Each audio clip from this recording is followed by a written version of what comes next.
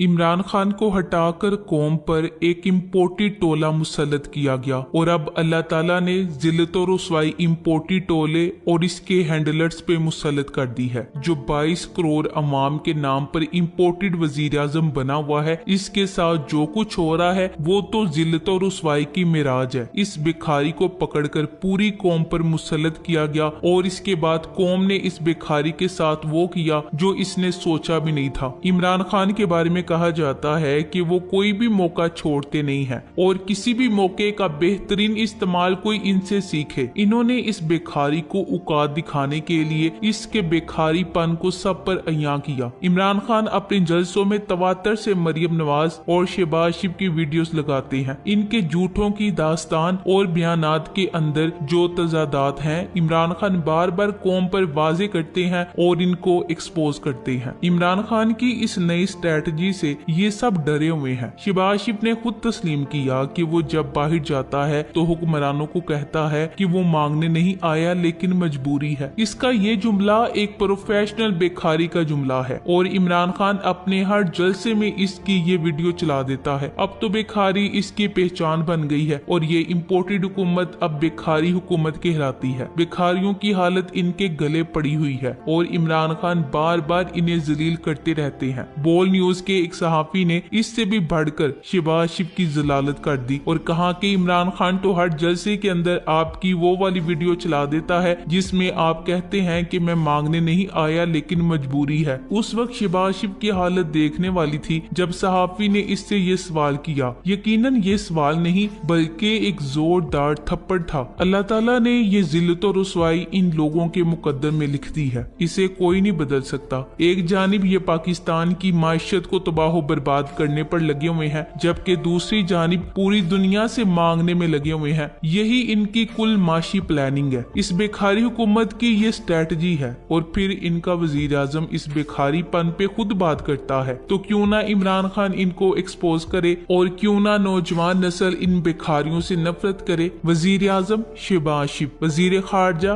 बिलावल भुट्टो, वजीर खजाना इसहाक डार, वजीर दाखिला राना सनाउल्लाह और फिर दानिशवरान को एतराज है कि नौजवान तबका खान की तरफ क्यों माइल हो रहा है। इसी हसद में पागल होकर कभी से हिटलर कहते हैं, कभी फॉलोअर्स को कल्ट कहते हैं, कभी फैन क्लब कहते हैं और ऐसे दीगर बहुत से नाम। फिक्री बददियानत ऐसे हैं कि दूसरी तरफ के तमाम तर जुराइम खामोशियों बेशर्मी से कबूल किए बैठे हैं। कोई तो इनसे पूछे कि खान के मुकाबले में ये तोहफे कोई भी बाशोर पढ़ा लिखा नौजवान क्यों कर कबूल कर सकता है। जब तक प्रोडक्ट नहीं बदलोगे नाकामी ही तुम्हारा मुकद्दर होगी। अब सहाफी भी इन लोगों से ऐसे सवाल ना पूछें तो क्या पूछें, क्योंकि इनके पास अवाम को देने के लिए कोई पॉलिसी तो है नहीं। लिहाजा इनसे जब भी सवाल किए जाएंगे तो इसी मुतल्लिक किए जाएंगे। लोग इन लुटेरों और चोरों को कबूल करने के लिए तैयार नहीं है, क्योंकि इनके पास किसी किस्म की कोई पॉलिसी नहीं है और ये सिर्फ मांगने पर इक्तिफा किए हुए हैं। लिहाजा इनसे इनके बेखारीपन के बारे में ही सवालात होंगे। सहाफी ने शहबाज शरीफ से ये भी पूछा कि IMF के साथ डील करने के लिए इन्होंने जिस वजीर खजाना को भेजा था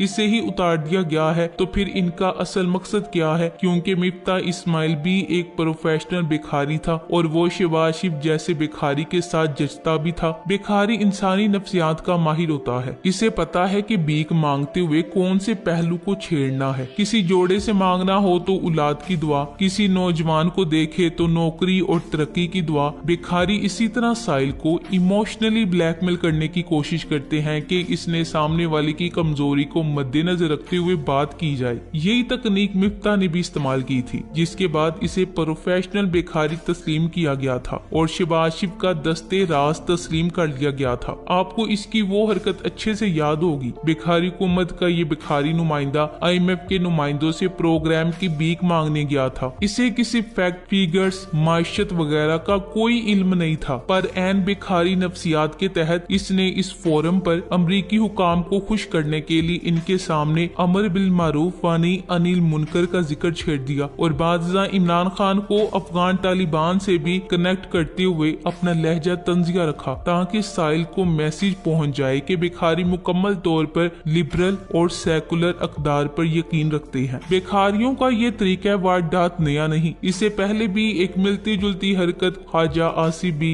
एक आलमी फोरम पर कर चुका है, जहां इसने इमरान खान को शिद्दत पसंद इस्लामिस्ट और खुद को मॉडरेट इस्लाम का तर्जुमान करार दिया था। इस्लाम तो सिर्फ एक ही है, वो ना तो शिद्दत पसंद है और ना ही मॉडरेट। ये तकसीम तो मगरिब ने इस्लाम को बदनाम करने के लिए गढ़ी है। बेखारी इसी तकसीम को फख्र से अपनाते और अपने मालिकों के सामने इसका जिक्र करते हैं कि आपकी बताई हुई तकसीम के मुताबिक हम आपकी पसंदीदा तशरीह वाले इस्लाम के फॉलोवर हैं, हम पर नजरे करम कीजिए। नूली कहती है कि इमरान खान ने दूसरे मुमालिक से ताल्लुकात खराब किए, हम सब कुछ सुधारेंगे। यकीन कीजिए ये बिल्कुल दुरुस्त कहते हैं। ये गुलाम नस्ल फितरतन टोमी है। अमेरिका यूरोप से लेकर भारत तक ये सबके सामने सरेंडर करेंगे, सबकी चापलूसी करेंगे। याद रखें, अच्छे ताल्लुकात उस्तवार करने में कोई कमाल नहीं। अपने कौमी मफादात पर समझौता करके किसी भी कौम से अच्छे ताल्लुकात उस्तवार किए जा सकते हैं। इसमें कौन सा कमाल है? कौमी मफादात को मुकद्दम रखकर बराबरी की सतह पर जाकर अच्छे ताल्लुकात उस्तवार करके दिखाना ही असल कमाल है। इमरान खान अपने जलसों में भिखारियों की तकरीरें भी चलाता है और साथ ये भी बताता है कि एक खुददार कौम के लिए क्या चीजें जरूरी हैं।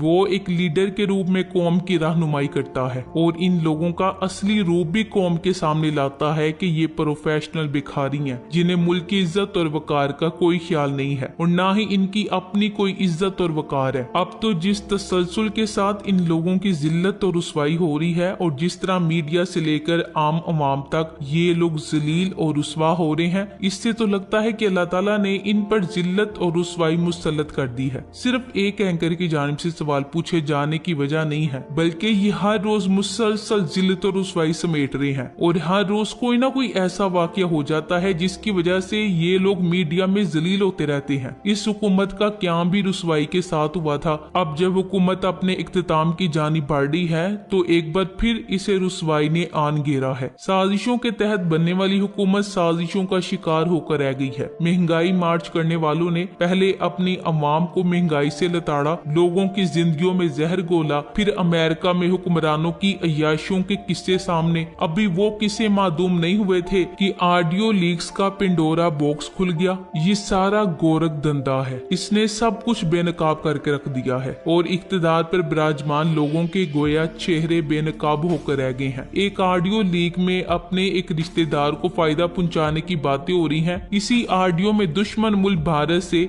मशीनरी मंगवाने का तस्करा है। फिर एक हाउसिंग सोसाइटी की सहूलतकारी की बात है। इस ऑडियो में बताया जा रहा है कि इसहाक डार ने जिस तरह साबिक वजीर आजम की गाड़ी क्लियर करवाई थी, वो उसी तरह इस मशीनरी को भी क्लियर करवा लेंगे। आखिर में चेयरमैन नैब के हवाले से जस्टिस मकबूल बाकर की शख्सियत पर शक का इजहार भी है। इस पहली ऑडियो से 2-3 बातों का खुला इजहार होता है कि किस तरह वजीर आजम अपनी हलफ की खिलाफ वर्जी कर रहे हैं। हलफ उठाते वक्त ये बात की जाती है कि बतौर वजीर आजम वो किसी जाती फायदे के लिए काम नहीं करेंगे और ना ही अपने किसी रिश्तेदार को फायदा पहुंचाने की कोशिश करेंगे। दूसरी बात कौमी सलामती के हवाले से है कि किस तरह दुश्मन मुल्क से सामान मंगवाया जा रहा है और ये सामान चोरी मंगवाया जा रहा है। तीसरी बात ये है कि मिस्टर डार किस तरह पहले कौमी खजाने का इस्तेमाल करते रहे हैं और किस तरह साबिक वजीर आजम अपने हलफ की खिलाफ वर्जी करते रहे हैं। चौथी बात में तो हद ही हो गई है कि किस तरह पसंद का चेयरमैन नैब ढूंढा जा रहा है, यानी वो ऐसा बंदा हो जो हुक्मरानों का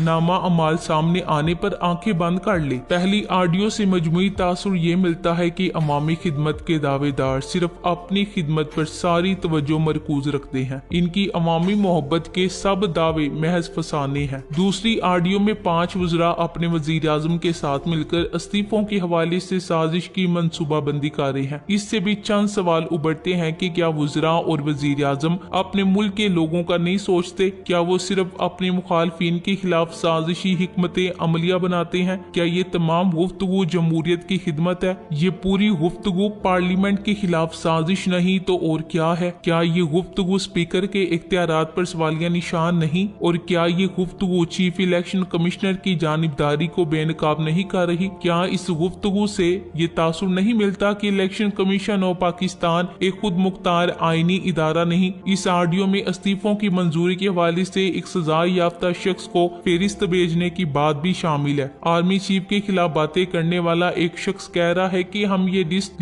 लंदन भिजवा देंगे, फिर वहां से लीडरशिप की मंजूरी से फैसला हो जाएगा। अब सवाल ये पैदा होता है कि पाकिस्तान और पाकिस्तान की पार्लियामेंट से मुतल्लिक फैसले बाहर बैठा हुआ एक सजा याफ्ता शख्स कर रहा है, क्या ये अमल दुरुस्त है? क्या पाकिस्तान की मौजूदा हुकूमत फैसले करने की अहलियत और सलाहियत नहीं रखती, या फिर वो MQM की तर्ज पर मामला चला रही है? तीसरी ऑडियो में किस तरह मिर्ता इस्माइल के बारे में तौहीन की गई है, हालांकि वो इनकी अपनी हुकूमत के वजीर खजाना होने के नाते मुश्किल फैसले कर रहे थे। किस तरह एक खातून पेट्रोल की कीमत बढ़ाने की बात करके साथ ही नए शोशे छोड़ने की बातें कर रही है, क्या ये खुली मुनाफकत नहीं? किस तरह DG ISPR की बातों का मफहूम तब्दील करने का तस्करा हो रहा है, क्या ये सारा तर्ज अमल दुरुस्त है? एक चौथी ऑडियो भी है। इस ऑडियो में इखलाकियात का दर्स देने वाले किस तरह वजीर आला पंजाब चौधरी परवेज इलाही से मुतल्लिक लाफो गजाब से काम ले रहे हैं, क्या ये अमल दुरुस्त है? मुतअद्दिद मर्तबा अर्ज कर चुकी हूँ कि पाकिस्तान का हुक्मरान तबका ना पाकिस्तान का सोचता है